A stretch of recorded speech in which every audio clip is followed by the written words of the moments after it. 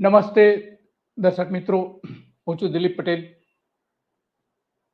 રોજ સાંજે આપણે ગુજરાત, દેશ અને દુનિયાના કોઈ એક એવા વિષય ઉપર ચર્ચા કરીએ છીએ. સાંજે આખા દિવસ દરમિયાન બનેલી મહત્વની જે ઘટનાઓ છે એ ઘટનામાંથી જે લોકોને સીધી સ્પર્શે છે એવી બાબતો એમાં મોટાભાગે આપણે લેવાનો પ્રયત્ન કરીએ છીએ. અને એવી મોટાભાગની ઘટના કે જે લોકોના પ્રશ્નો રજૂ કરતી હોય, લોકોની વાત રજૂ કરતી હોય, નહીં કે સત્તાધીશોની, નહીં કે ઉદ્યોગપતિઓની, નહીં કે એવા બીજા જે સત્તા કહી શકાય છે, જે ખરા અર્થમાં સત્તા કહી શકાય છે એમની નહીં, પરંતુ સામાન્ય લોકોની વાત આપણે આમાં કરતા હોઈએ છીએ. આજે આપણે જે વાત કરવી છે એ ગુજરાત વિધાનસભામાં એક મહત્વના મુદ્દા ઉપર કેટલાક ધારાસભ્યો ચર્ચા કરવા માંગતા હતા કે ગુજરાતમાં નકલી સરકાર એટલે કે નકલી અધિકારીઓ, નકલી રાજકારણીઓ, નકલી નેતાઓ ની એક વણઝાર થઈ છે શરૂ.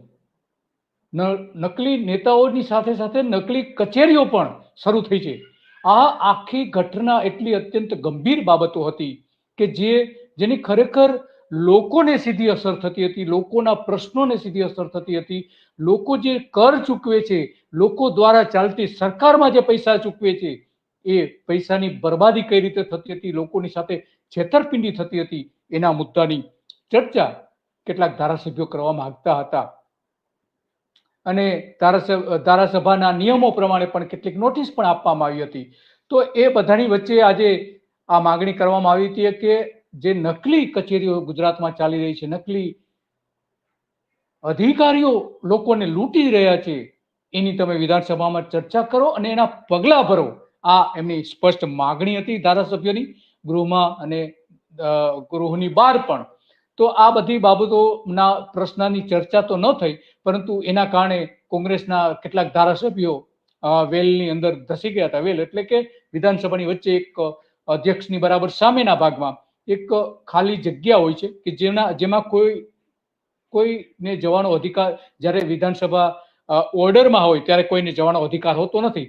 પરંતુ ધારાસભ્યોને એવું લાગ્યું કે એમની વાત વિધાનસભામાં સંભળાતી નથી, એટલે એ વેલ એટલે કે કુવાની અંદર એ ધસી ગયા હતા, જેને વેલ કહેવામાં આવી છે. અને ગુજરાતી ભાષામાં, સામાન્ય ભાષામાં એને કૂવો પણ કહેવામાં આવે છે, કે ત્યાં જાય તો તમે ડૂબો એવું થાય. અને એ જ થયું.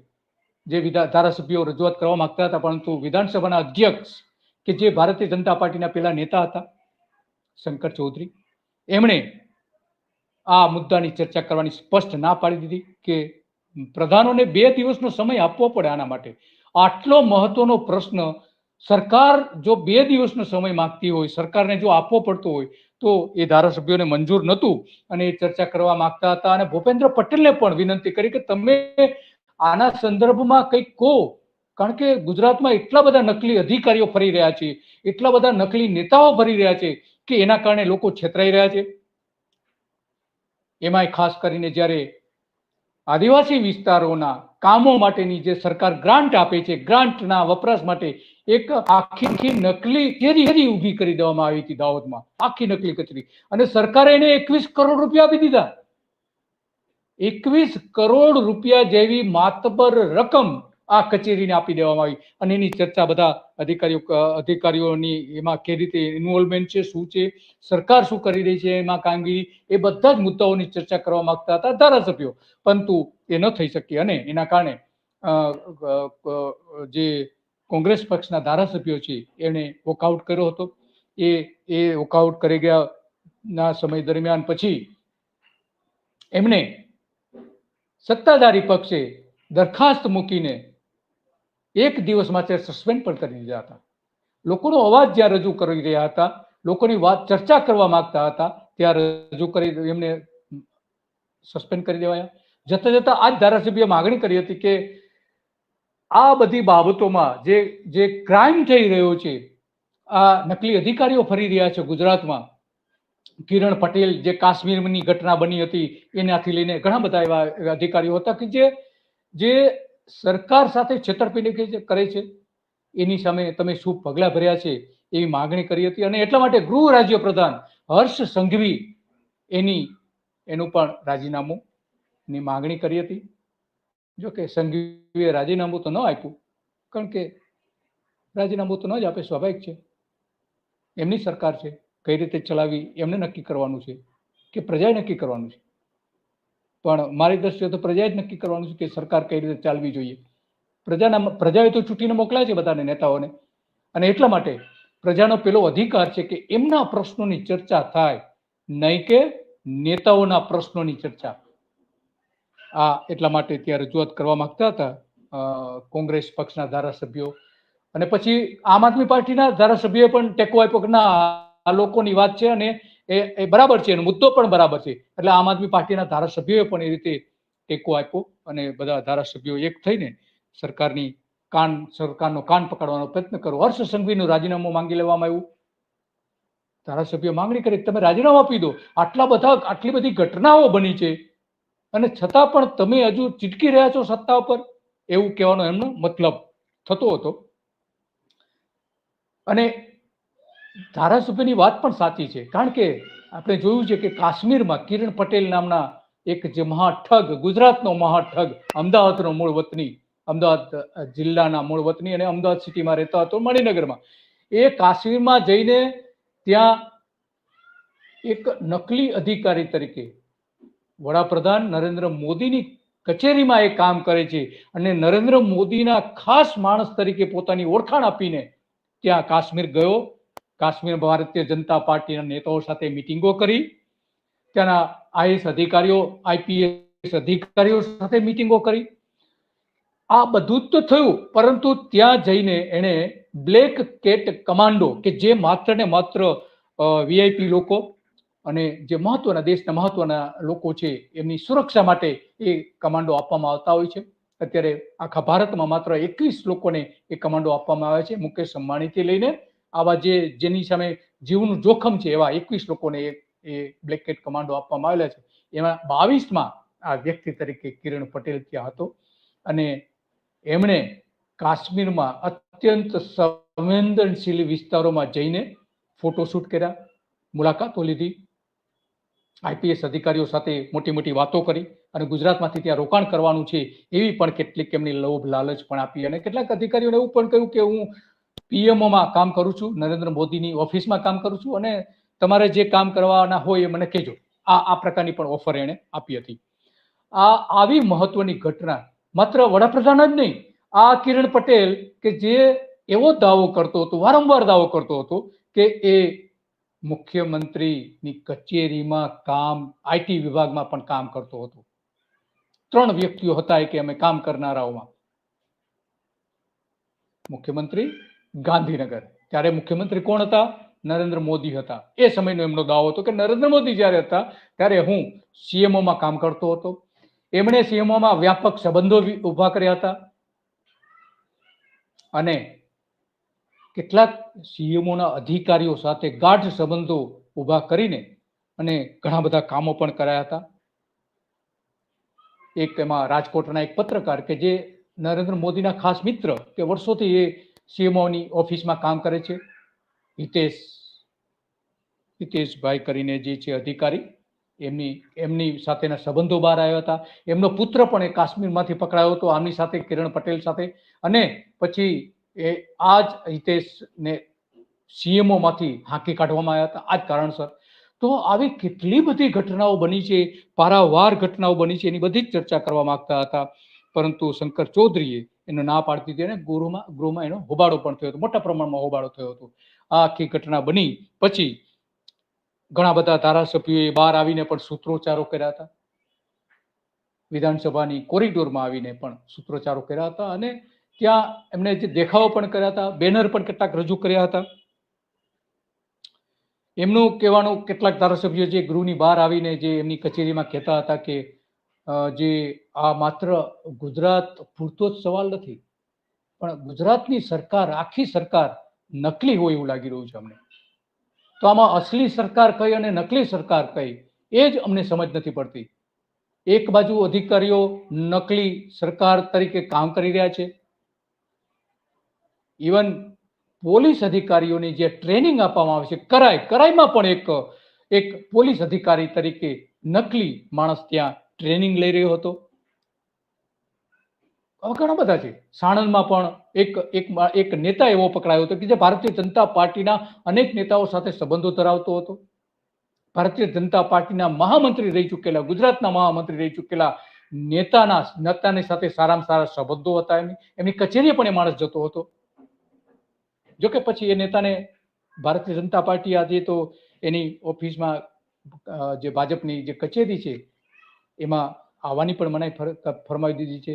જેને આપણે ઓળખીએ છીએ પ્રદીપ વાઘેલા તરીકે ઓળખીએ છીએ એમની સાથેના ખાસ સંબંધો હતા. એવા પણ એક વ્યક્તિ પણ આ રીતે પકડાયો હતો. પોતે એક અધિકારી તરીકે ત્યાં ઓળખાણ આપતો હતો અને બધાના લોકોના કામ કરાવવા માટેના એની ઓફરો આપતો હતો અને ઘણા લોકોના કામ પણ કર્યા હતા.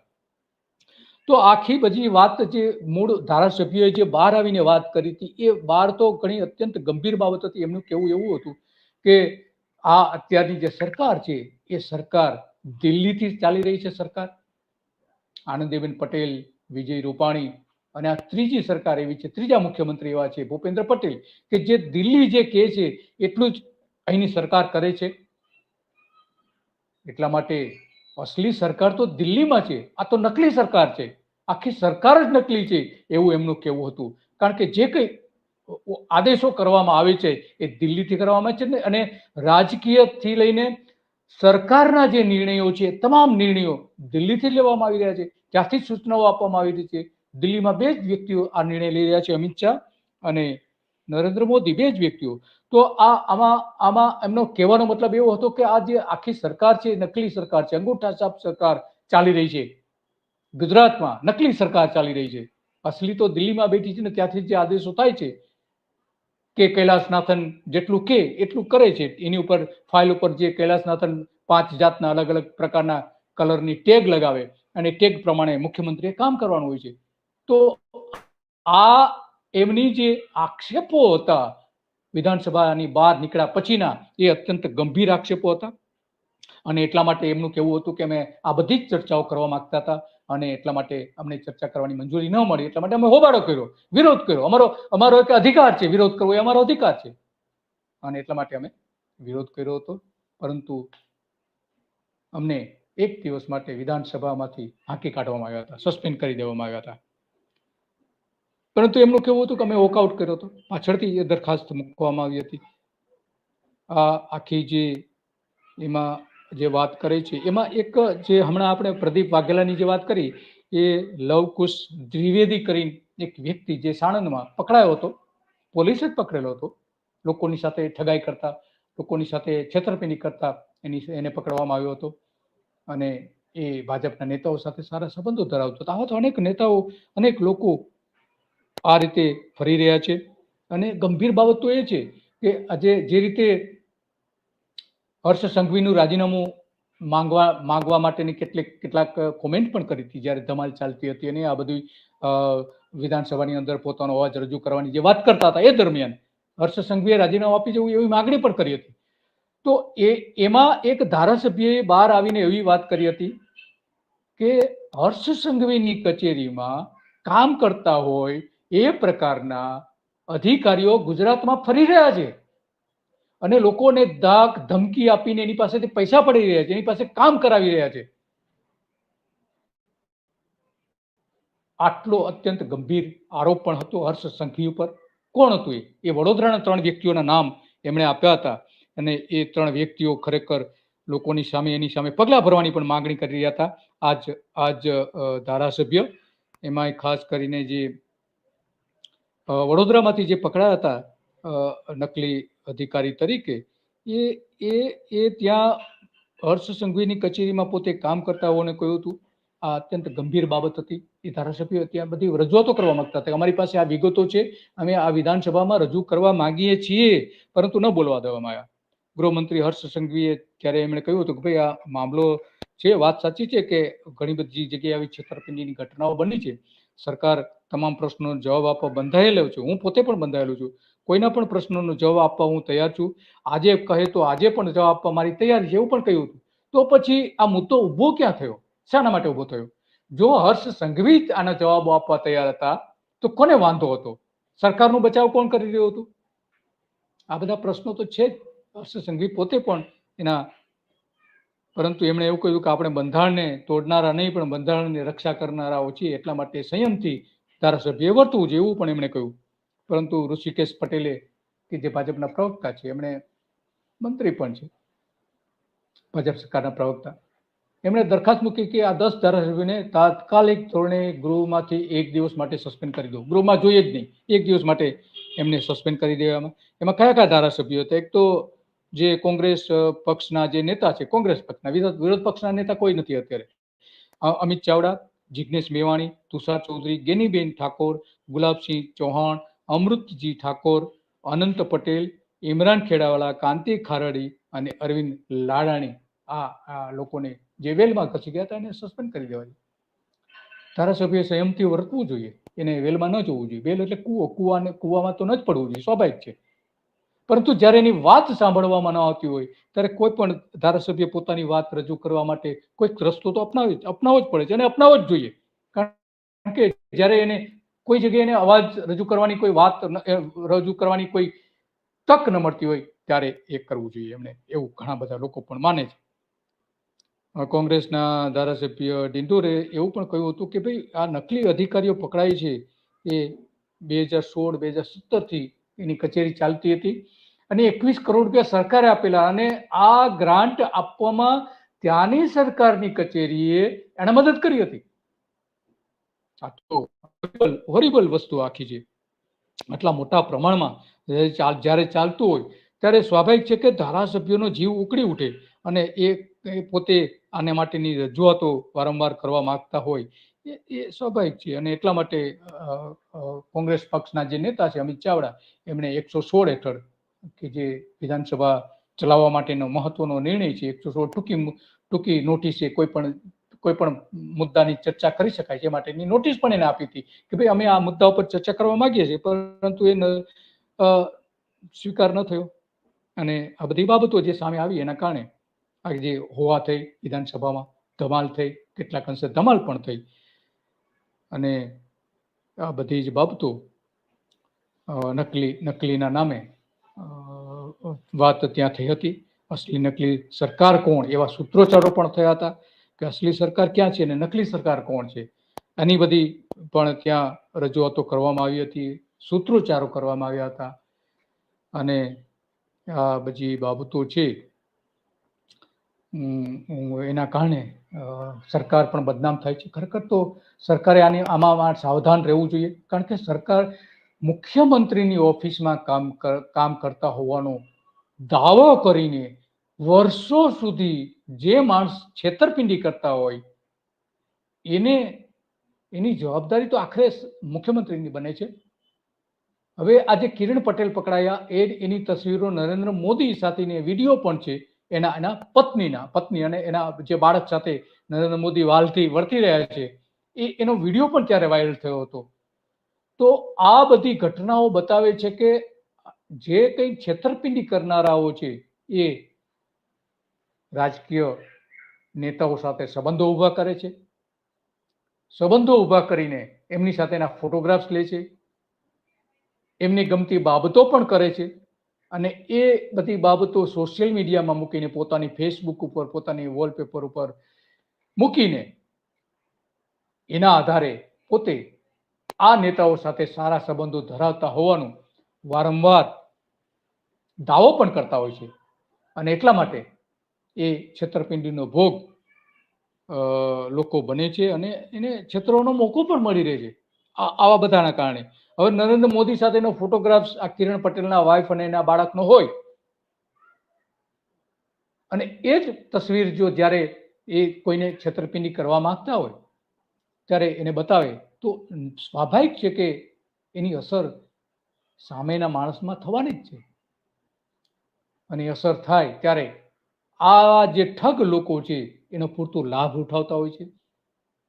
કાશ્મીર જેવા અત્યંત સંવેદનશીલ વિસ્તારમાં આ કિરણ પટેલ સતત 3 વખત અલગ અલગ તારીખોએ 3 વખત ત્યાં જાય છે, ત્યાં મોજ મજા કરે છે, 5 સ્ટાર હોટલમાં સરકારના ખર્ચે રોકાય છે, ત્યાં સુધી કોઈ તપાસ થતી નથી. અને જ્યારે ત્યાંની પોલીસ એને પકડે છે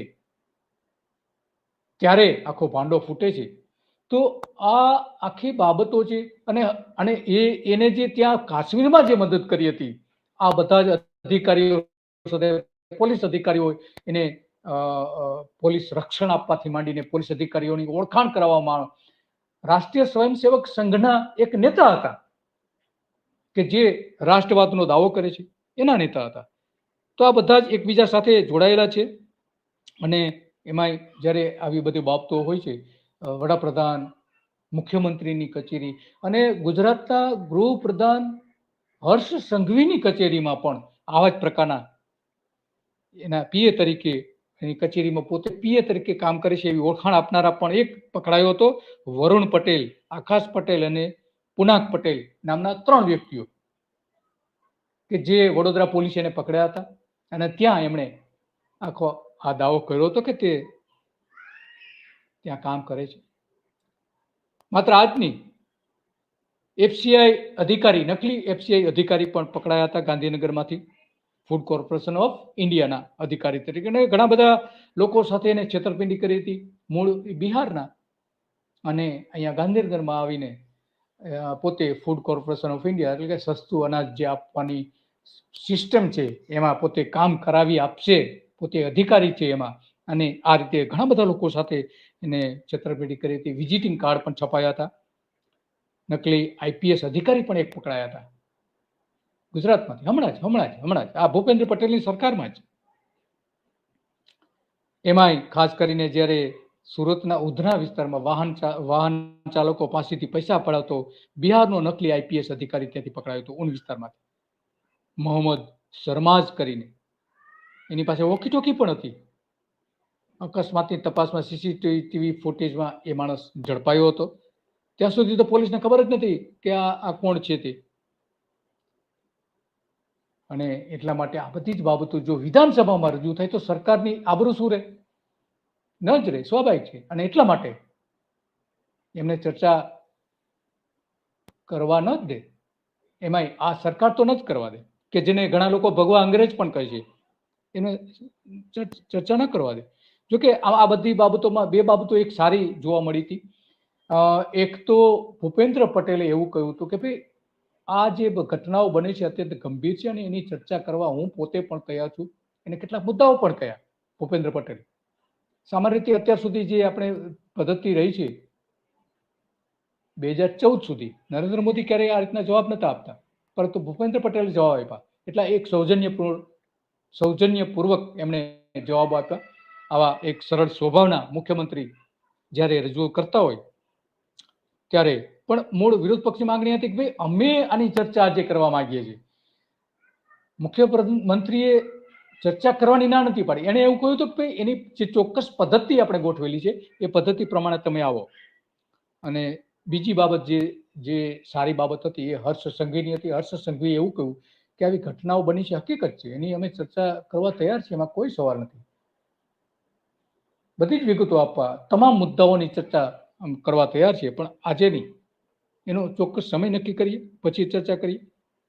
અને આ બધામાં વચ્ચે ઘણી બધી બાબતો સામે આવી હતી, સૂત્રોચ્ચારો થયા હતા અને વોકઆઉટ કરી ગયા હતા. ઘણા બધા ધારાસભ્યોને 10 જેટલા ધારાસભ્યોને પણ એમાંથી સસ્પેન્ડ કરી દેવાયા હતા. તો આ મૂળ સવાલ આમાંથી એ ઊભો થાય છે કે ધારાસભ્યોને પોતાના અવાજ રજૂ કરવાની એક પદ્ધતિ હતી. જ્યારે નરેન્દ્ર મોદી મુખ્યમંત્રી બન્યા ત્યાં સુધી એ પદ્ધતિ અમલી પણ હતી. કઈ 0 અવર્સ, જેને 0 અવર્સ કહેવામાં આવતું હતું. અને 0 અવર્સમાં કોઈ પણ ધારાસભ્ય ગુજરાતની પ્રજાને સ્પર્શતો કોઈ પણ મુદ્દો, જાહેર હિતનો મુદ્દો એમાં ચર્ચા કરી શકતા હતા, જેને 0 અવર્સ કહેવામાં આવતું હતું. અને એકદમ ફ્રી અવર્સ, એટલે 0 અવર્સ એટલે ફ્રી અવર્સ, કે એમાં તમે મુક્ત મને ચર્ચા કરી શકો છો, કોઈ પણ ધારાસભ્ય ચર્ચા કરી શકે એવી એક પ્રણાલી હતી, આદર્શ પ્રણાલી હતી ગુજરાત વિધાનસભાની 0 અવર્સની. આપણા અગાઉના મુખ્યમંત્રીઓએ એક ઉચ્ચ પ્રણાલી ઊભી કરી હતી. અને આ પરંપરા એટલા માટે જરૂરી હતી કે લોકોનો અવાજ એમાં રજૂ થતો. કોઈ વ્યક્તિગત વાત નથી થતી એમાં. કોઈ ધારાસભ્ય એવું નતા કહેતા કે મને આ તકલીફ છે. ધારાસભ્યો એમાં એવા પ્રશ્નો રજૂ કરતા હતા કે પ્રજાને આ તકલીફ છે, એની ચર્ચા કરો, એના પગલા ભરો. કેમ પગલા નથી ભરવામાં આવતા?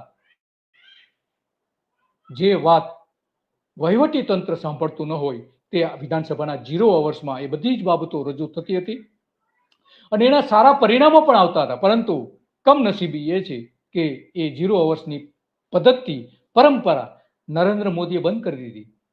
ગુજરાતમાં લોકશાહીની સૌથી જો મજબૂત ખીલો જે હતો, આપણે એકદમ લોકશાહી ટકાવી રાખે એવો, એ ખીલો એમણે કાઢી નાખ્યો.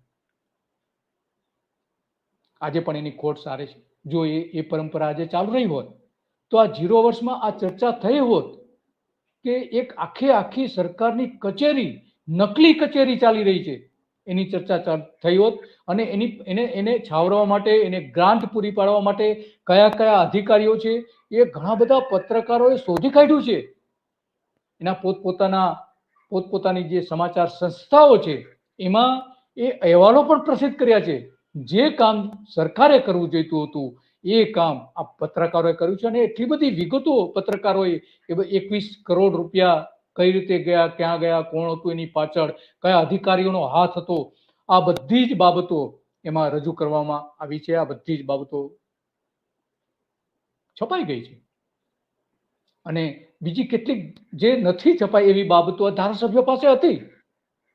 ચૈત્ર વસાવા કે જે પણ એક હમણાં જેલમાંથી બહાર આવ્યા છે આ સરકારના ની સામે બોલવાના કારણે. એટલે એમનો દાવો એવો હતો કે હું સરકાર સામે બોલું છું એટલે મને જેલમાં નાખી દે છે.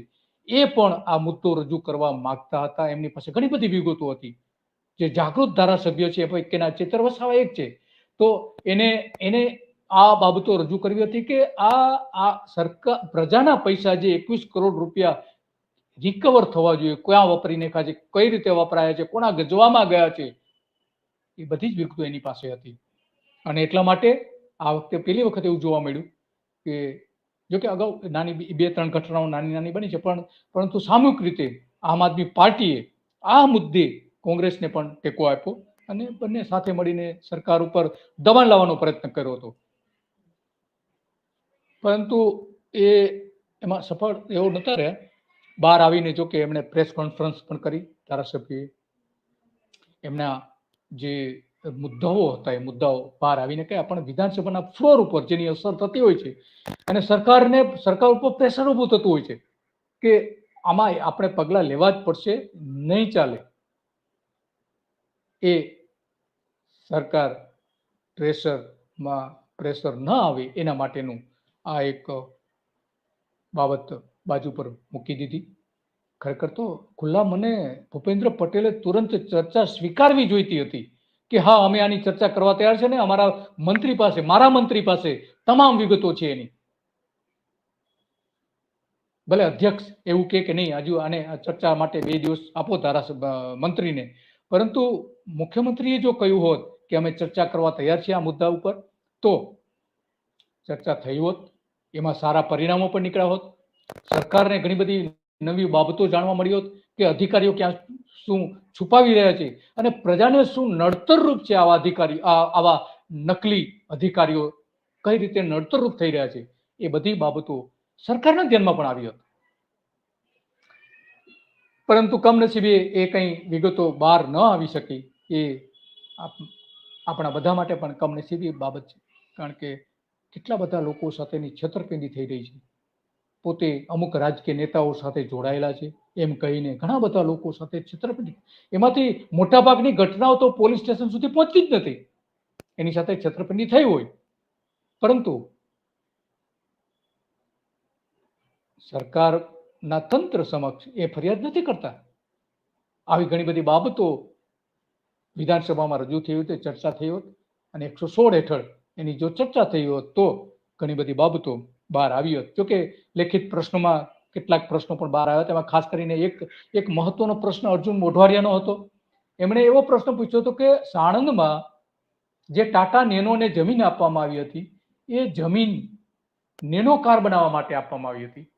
તો એ જમીન હવે ત્યાં નેનો કાર તો બનતી નથી, તો એ જમીન સરકાર પરત લઈ લેવા માંગે છે, કોઈ શરત ભંગ થયો છે કેમ, એવા મતલબનો એમનો પ્રશ્ન હતો. એની પણ ચર્ચા થઈ હોત. પ્રશ્ન અવર્સમાં જે 1 કલાકના પ્રશ્નોત્તરીમાં આની જે ચર્ચા ઊંડાણપૂર્વક આની સાથે સાથે પણ વણી શકાય હોત કે એક જમીનમાં પણ જે લોકોની જમીન હતી, ત્યાં ગાયો આણંદ કૃષિ યુનિવર્સિટીની એ જમીન હતી અને ત્યાં ગાયો માટેનું ઘાસ ઉગાડવામાં આવતું હતું અને ત્યાં ગૌશાળા હતી, આણંદ એગ્રીકલ્ચર યુનિવર્સિટીની ગૌશાળા હતી, એ જમીન ટાટાને આપી દેવામાં આવી. તો આ એક સારો પ્રશ્ન પણ અર્જુન મોઢવાડિયાનો હતો. એ આ ચર્ચા દરમિયાન પણ જો આવી શક્યો હોત પ્રશ્નોત્તરી સમય દરમિયાન આવા ઘણા બધા મુદ્દાઓ હતા કે જેમાં ચર્ચા લોકો માટેની ચર્ચા થઈ શકી હોત, પરંતુ કમનસીબે ન થઈ શકી. અને હવે કદાચ થશે 116ની સ્વીકારશે કે કેમ, એ પણ એક સવાલ છે.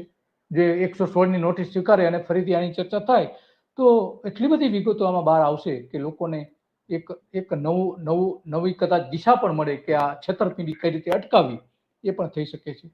આ બધી બાબતો, ઘણા બધા પ્રશ્નો એમાં હતા વિધાનસભામાં. એમાંનો આ એક મહત્વનો પ્રશ્ન આજે હતો. એમાં ધારાસભ્યોને જે 10 ધારાસભ્યોને સસ્પેન્ડ કરી દેવાયા, એ તો ગુજરાતના લોકો તો ન જ પસંદ કરે ને, સ્વાભાવિક છે. એને પોતાના પ્રતિનિધિને વિધાનસભામાંથી હાંકી કાઢવામાં આવે એ કઈ રીતે લોકો પસંદ કરે? ન કરે, સ્વાભાવિક છે. આ બધી ઘણી બધી બાબતો હતી મિત્રો. તો હવે આપણે આવતીકાલે પણ આવા જ કોઈ એક મુદ્દા પર ચર્ચા કરીશું. એની પાછળ એ પડદા પાછળની વાતો આપણે કરીશું કે શું છે લોકહિતમાં, એમ લોકહિતની કેટલાક મુદ્દાઓ રજૂ કરીશું, એની વિગતો રજૂ કરીશું. અને તમારી પાસે આ અંગેના કોઈ મુદ્દાઓ હોય તો આ વિડીયોના ડિસ્ક્રિપ્શનની નીચે જે લિંક આપેલી છે એના ઉપર તમે મોકલી શકો છો, તમારા પ્રશ્નો મોકલી શકો છો, તમે વિગતો મોકલી શકો છો. અને તમને લાગતું હોય કે આ પ્રશ્નની રજૂઆત થવી જરૂરી છે તો એ પણ મોકલી શકો છો. નમસ્તે.